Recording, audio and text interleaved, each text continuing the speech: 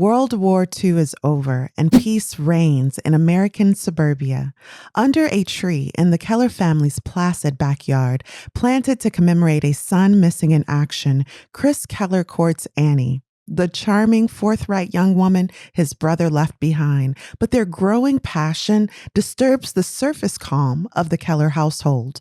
When a storm blows down the memorial tree, a family secret is uprooted, setting the characters on a terrifying journey toward truth. The play, All My Sons. The playwright, Arther Miller. And you're listening to Lit Society. Let's get lit. Lit!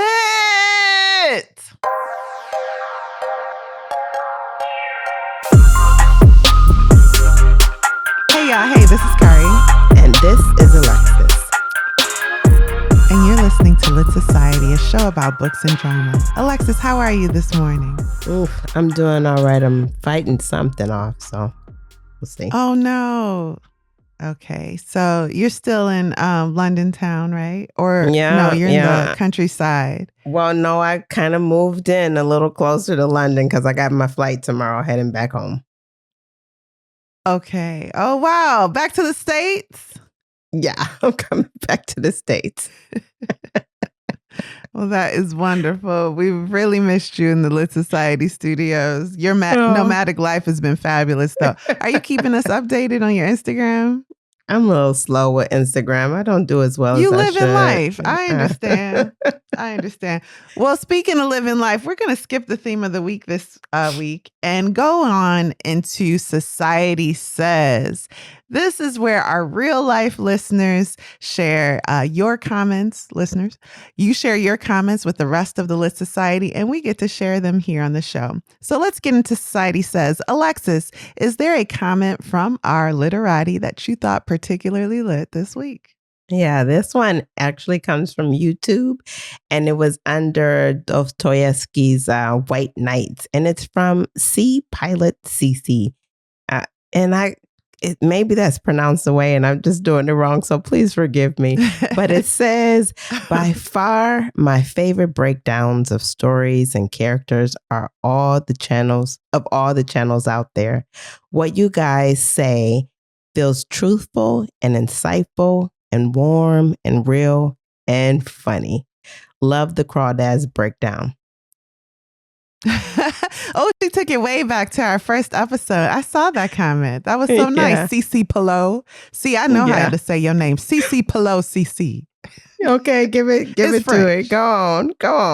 I'm not that qualified, okay? How about you, Kari? Did you find a comment that you thought was lit? Yeah, this is from, you know what? This is from Apple Podcasts. We haven't pulled a comment from there in a while. And this comes from Deborah McCoy. This is about Kindred by Octavia Butler. Okay. A story we covered in, I don't even remember, maybe 2 seasons ago. Mm-hmm. But their comment is short and sweet. It says, wow, thank you for an amazing conversation about this important book. Thank you, Miss McCoy. You. We appreciate your comment. Say more. Sorry. Thank you. I know, it's brief and sweet. I love those. I love them. Me too. So you guys, we really appreciate and read every comment you leave us, whether it be on Apple Podcasts, Spotify, YouTube, or on Patreon, because we are a Patreon channel. And by the way, to listen to full episodes, to all of our episodes in full, make sure you're subscribed on Patreon. Membership is free, but to hear 4 episodes a month during our regular season, you do want to be a paid member, and membership starts at like $3. So it's less than a cup of coffee. Head over to patreon.com/LitSocietyPod. And thank you all for leaving comments for us, which we can read during Society Says or in the comfort of our own home in our free time. We share them with each other. We're reading each and every one of them. We appreciate all of you guys. So before we take a dive into Arther Miller, we've never read a play by his. We actually haven't read a play in a long time. Right. And so I guess you'll tell us something about Mr. Miller. We'll get into his inspiration perhaps for All My Sons. Yeah. And we'll do that right after this break. How does that sound? Sounds good to me.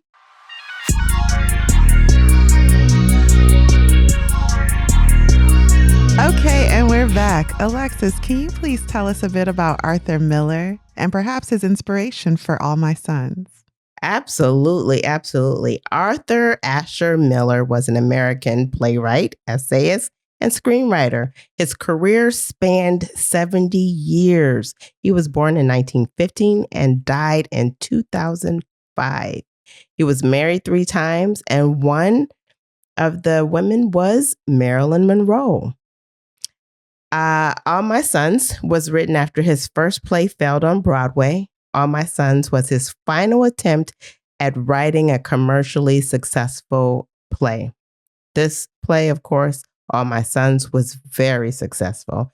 It's a 3-act play written in 1946. It opened on Broadway at the Coronet Theater in New York City and ran for 328 performances from January to November 47. It was directed by Elia Kazan, and the play won 2 Tony Awards for Best Director. It was called something different then, and then Best Author. Arthur Ashe also has a Pulitzer Prize for drama. That's a side note. All My Sons is based on a true story that his mother-in-law told him about. She read it in the newspaper. Briefly, between 1941 and 1943, the Wright Aeronautical Corporation, that's based in Ohio, conspired with Army inspection officers to approve defective aircraft engines destined for military use.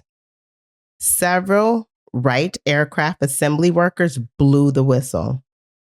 And in 1944, 3 Army Air Force officers were relieved of duty and later convicted of neglect of duty. So that is what the story is based on. That's his inspiration. Miller was called before the House of Un-American Activities Committee.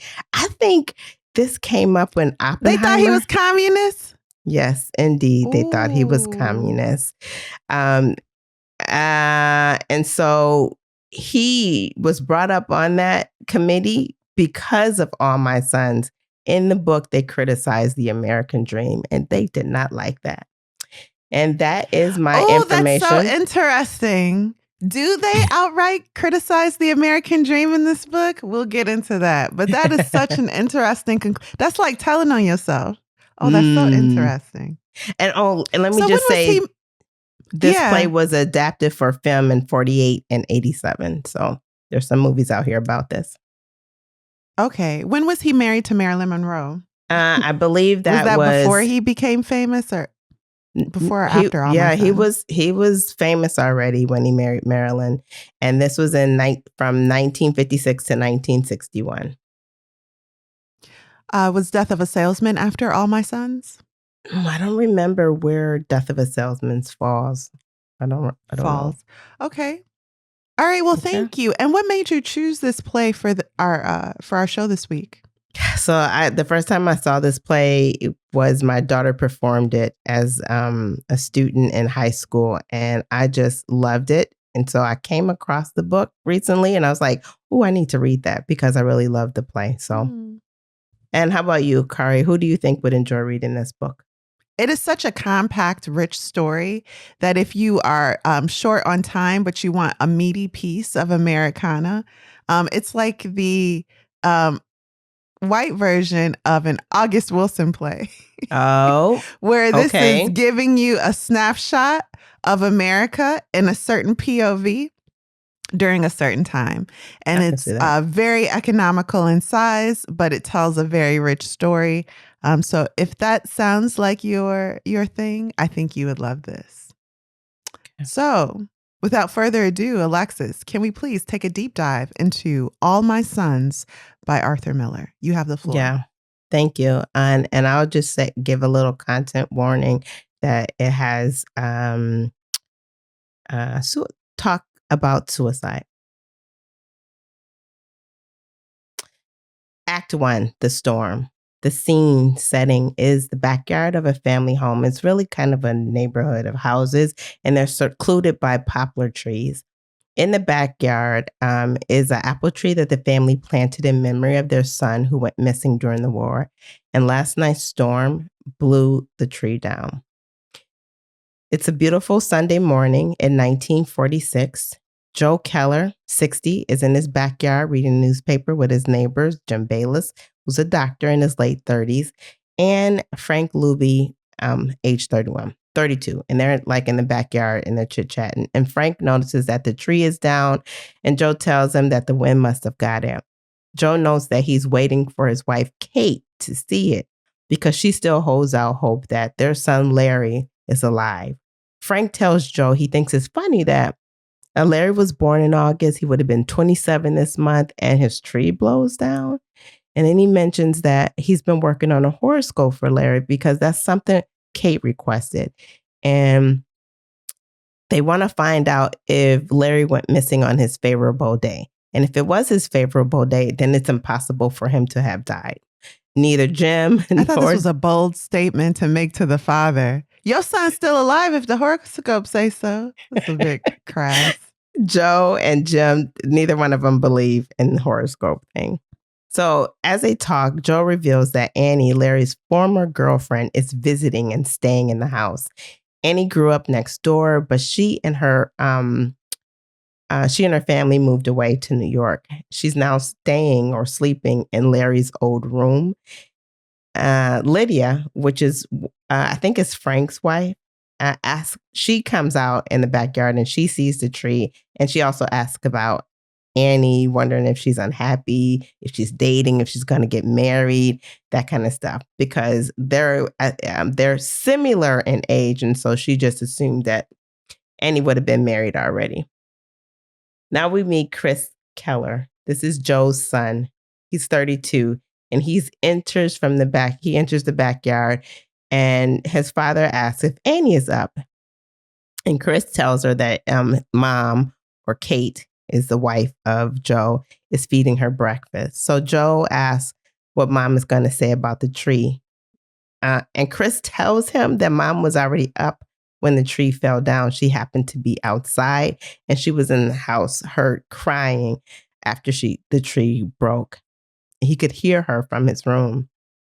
And Joe, the father, he's like kind of upset. Like, why is she dreaming about him again? She's getting like she was after Larry died. So what's the meaning of that? And Chris tells his father, what he does know is that they made a terrible mistake being dishonest with mom. Chris tells his father, Larry is not coming back and we know it. Why do we allow mom to think he's coming back?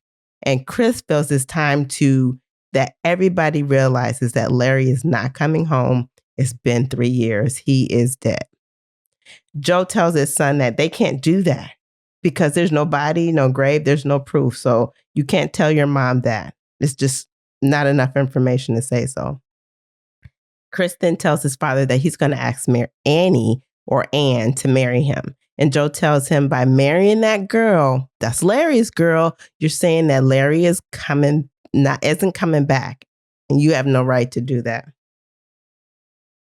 And this is explained well because they grew up next to each other. Whenever he thinks of a wife, he thinks of Annie. So it's not so much that he's going after the girlfriend of his possibly deceased brother. It's that he really does know her well and has naturally fallen in love with her. Mm-hmm. Mm-hmm. It just so happens. Thought it was his brother's girlfriend. Mm-hmm. Listen. It's messy. It is messy. It is.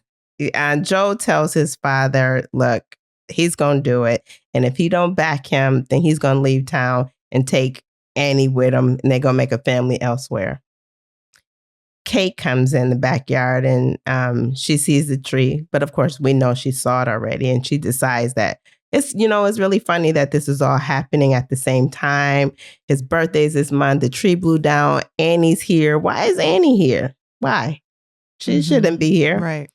So, and she was also in the Stellar and she stumbled across his baseball glove. So again, and she's been dreaming about Larry. So something's going on. Something's happening. What is it? What's happening? Chris says, I thought it would be nice if we all caught up. And so I also wanted to see Annie myself. Mom says that she always loves she'll always love Annie because she didn't jump in bed with someone as soon as it happened to her fella. Most of the women didn't even wait until the telegrams were open. But Annie, she stuck around. She's hanging on. She's mourning Larry. And Chris is like, just because she's not married doesn't mean she's mourning Larry. So let's not go there. Chris tells his mom they should break out, go out, have a good time since Annie's in town. It would be great for the family. Let's do something fun. So Chris goes in the house. He's energized. And Kate, as soon as Chris leaves, Kate turns around to her husband and is like, what is going on? Why did he invite that girl? He cannot marry her. That is Larry's girl. Can't do it. Cannot do it at all. Annie is only single because she believes that Larry is alive too. And so, yeah, and in the mom's mind, it's like, if you do marry his girl, you're saying your brother is dead because you would never do this if he was alive. And if you're admitting that he's dead, then it's admitting something that cannot be admitted because it cannot happen. And we're thinking, oh, she don't think it's even possible for her son to be dead. Yeah. And then she's like, Joe, you above all. And Joe is like, me above all? Why me above all? Why do you say me above all can't believe our son is dead? Why me above all? Yep. He don't understand. He wants to know what that means. So Chris and Anne you know what it means. Come outside and Mother notices that Chris is admiring Annie. She don't like it. Her antennas are up. But it's some harassment going on here, right? Every man that see Annie like, oh, Annie, you got some big old legs. Even the dad. I was like, that's a little much. Hey, y'all, look at Annie's legs. Oh, you filled out, Annie. It's a lot of that going on. You're a beautiful little girl, a grown woman now. You grew up to be beautiful. That's what the neighborhood men are saying. That was the time. Mm-hmm. So Annie comes outside. She's feeling nostalgic about everything, about the family home, just kind of everything. Because like we said, she grew up next door. But she also wants to get out and have a good time, just like they did before Larry went. And Kate hears that and she's like, yeah, that means she's been waiting for Larry just like I thought. Well, that happens. And then the neighbor Frank comes out and he talks to Annie and he's asking about her father. And Annie's kind of surprised that people are still talking about it. And Joe tells Annie, nobody's really talking about it. It's just Kate. And Joe starts to speak well of Annie's dad, whose name is Steve. He was a partner with Joe. Annie asks, you don't hold anything against him? Or Joe was like his overseer at this company? I think they were also partners. Okay. Because they did have a business before then where some dishonesty went on and it was Steve's fault and he didn't admit to it from Joe's point of view. That's what Joe tells us.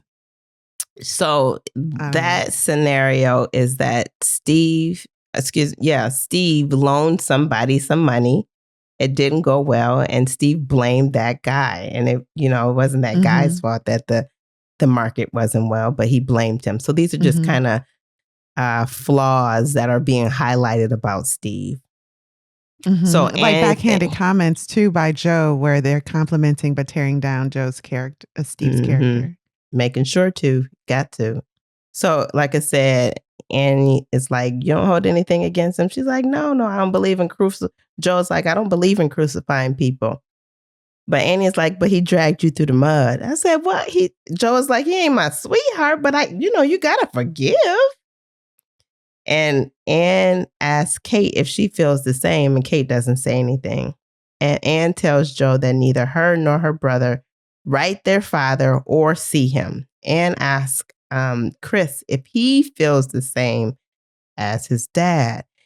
And Chris says he murdered 21 pilots. And he said when they took her father away, she followed, she visited every day. She was crying all the time until the news about Larry came. And then she realized it's wrong to pity a man like that. Father or no father, there's no way to look at him.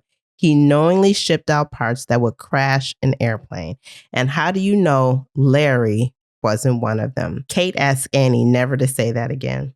Annie tells Kate she's surprised by her response because she thought she'd be mad at her father. And Kate says, what your father did has nothing to do with Larry. Anne tells her, we can't know that. We can't know that. And Kate then tells Anne to put that out of her head. In fact, don't you ever say that again because Larry is not dead. Now. And she goes in the house and she tells Anne to come with her. And the way Annie phrased this is, how do you know, Kate, that what my father did isn't the reason your son isn't here today? So it's like, it's not like Annie saying, I believe that what my father did is the reason why Larry's gone. It's like, why? How do you know, Kate? Why are y'all all so forgiving? Yeah.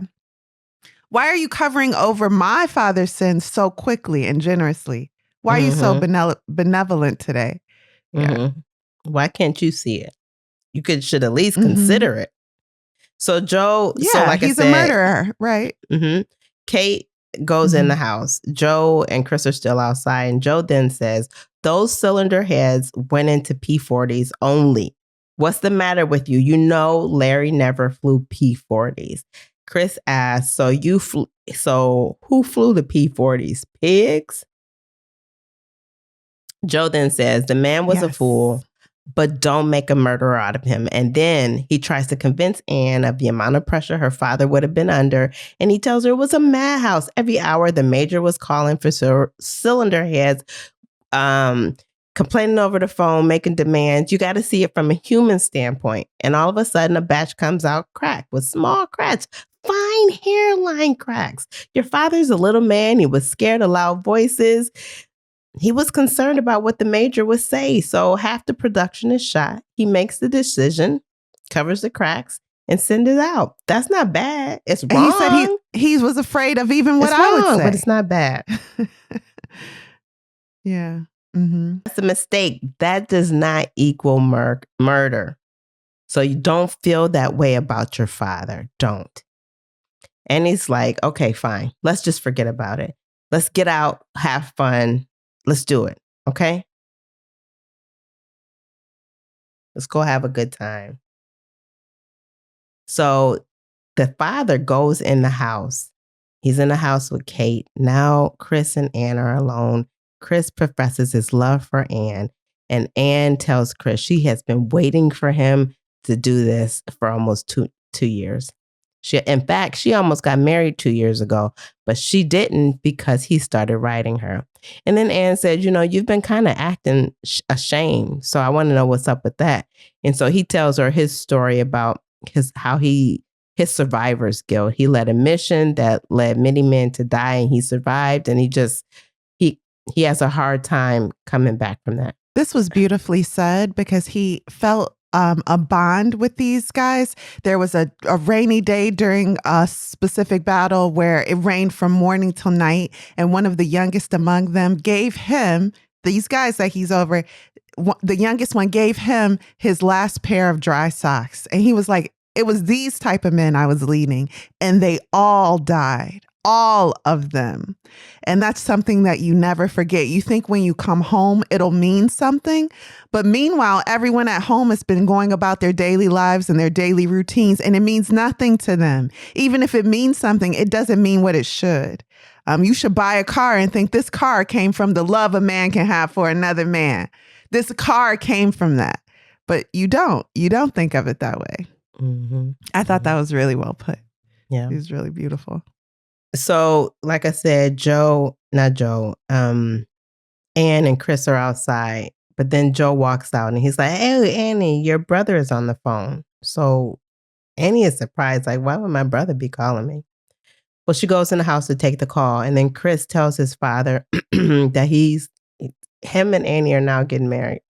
And Joe speaks concern to Chris. He's telling him his concern. Why is Annie's brother George calling her long distance? All these years, they don't even go and see their father. Now, all of a sudden, she's here. He's going to see his father. What's going on? Is this a setup? That's what Joe wants to know. Is this a setup? Joe remembers that up until the last day of court, Steve, that's Annie's father, blamed it all on him. And now this is his daughter. Is she here to find out something? Meanwhile, they can hear Annie on the phone talking to her brother, and her voice is kind of getting louder. And we learn that her brother is on their way and he's upset about something. So we'll find out soon what that is. And when Kate leaves, because her and Chris end up going for a ride in the car. When Annie leaves, Kate ends up coming out and she tells Joe, a lot of names. George has been in Columbus since this morning with Steve. George is a lawyer now. He's never sent his father a postcard, and suddenly he takes a plane from New York to see his father. Kate asks Joe, what does Steve got to tell George that he takes an airplane to see him? Act 2, George's visit. Okay, so we're still on the same day. Chris is out back in his good pants. Remember, they're supposed to be getting ready to go out. And Mom's outside the house. She's not dressed to go yet either. And Mother tells Chris that Joe's sleeping because he's worried. Again, to his last day in court, Steve never gave up the idea that Joe made him do it. And he was shouting it from a rooftop, essentially, but nobody believed him. Kay says that family hates us, maybe even Annie. And when George goes, he can take Annie with her. Kay was like, get her out of here. I'm sick of seeing her. And then Annie comes out of the house. And Chris goes to get dressed. And then Sue, the doctor's wife, remember I talked about Jim Bayless, the neighbor. Well, he comes out of the house and he talks to Annie and she gives him some advice.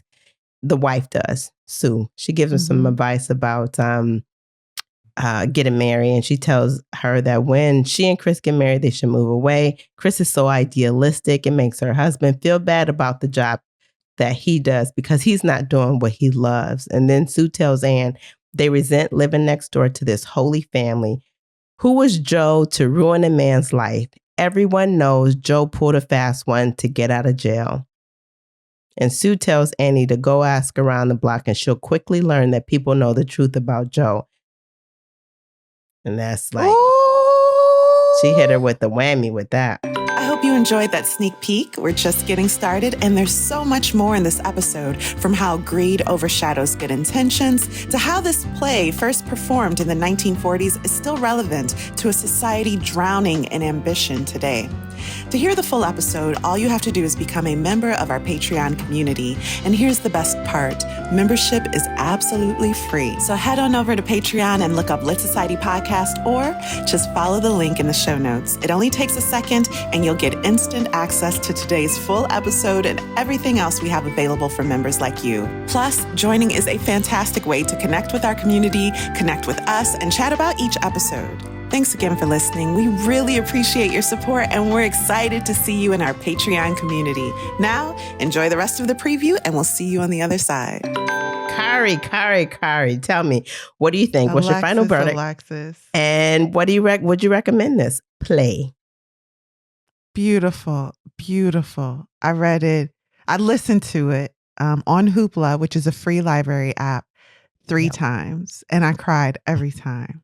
Just perfect language, perfect characters, short story that was just full of so much meaning. It's like, when was this written?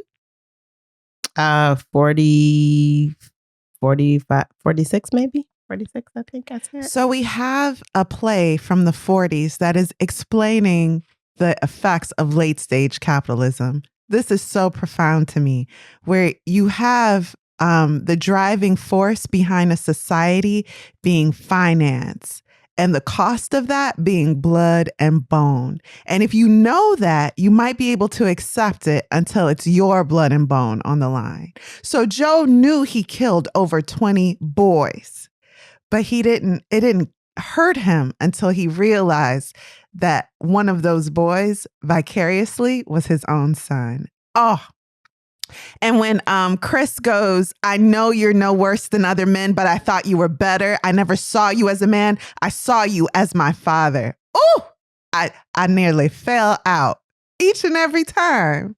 It's just so well done. I was online looking for the next performance. I got to see this live and in person. I think in a society now where AI is progressing so quickly and the cost is real life jobs for people, that too affects people's not just value of life, but their ability to live. And when something is profitable, you cannot stop it. You can't stop it in our society. And so it was just a great example of just a little bit of the vast pain and torture that we put ourselves through, all for money. And the dad was right. He was 60 years old. He spent all this time into this business for his children.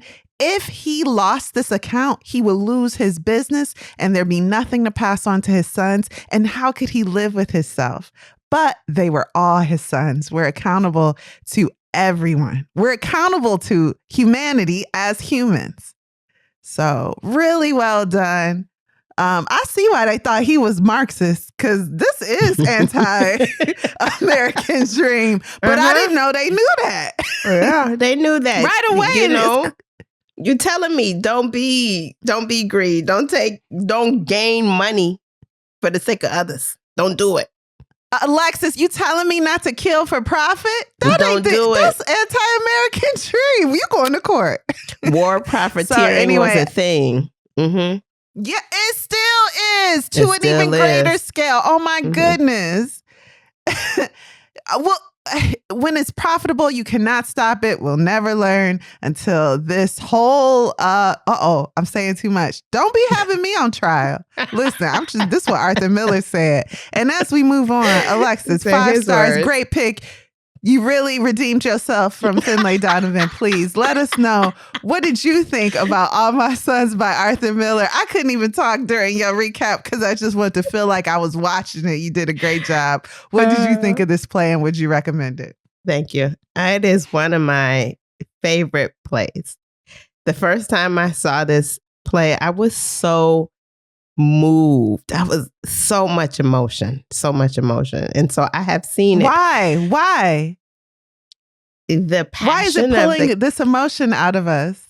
The passion of the characters, the feelings that were elicited, and the very real thing that you are not just responsible for yourself, but you're responsible for everybody, right?